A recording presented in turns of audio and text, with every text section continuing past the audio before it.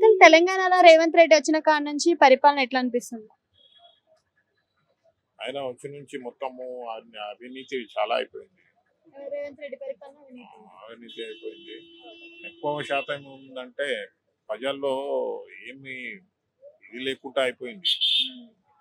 మనిషికి ఆ, అందుబాటులో ఏవి ఉంటలేవు.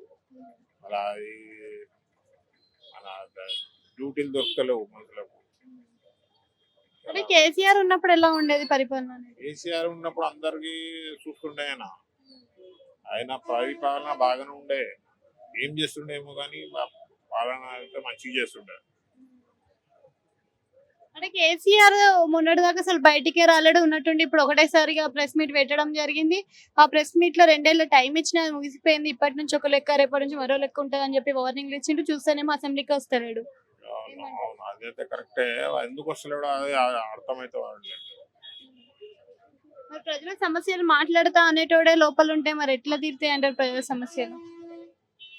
బయటికి రావాలా, బయటికి వచ్చి అట్లా ప్రెస్ మీటింగ్ పెట్టింది కానీ ప్రెస్ మీట్ లో ఏం చెప్తాడో చెప్పు చూడాలి ఇప్పుడు. దాని తర్వాత అంటే ఆయనకి 10 ఏళ్ల పరిపాలనలో చేసిన పథకాలు కానీ విధులు కానీ ఎలా ఉండేవి మరి అప్పట్లో? ఆయన కొడుకు ఆయన బాగా చేసిండు. ఆయన కార్యకర్తలు కూడా మంచిగానే చేసిండు పరిపాలన.